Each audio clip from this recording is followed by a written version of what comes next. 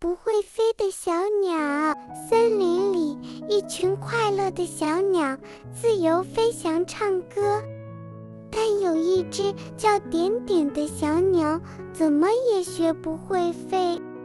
点点尝试飞行，但还是失败，其他小动物们都嘲笑它。有天森林发生大火，一只小兔子掉进深坑，无法出来，其他鸟儿因为坑太深，无法营救。点点想到自己擅长在地上跑跳，便用它的尾巴帮助小兔子爬出了深坑。所有的动物都为点点欢呼，称赞它用自己的方式救了大家。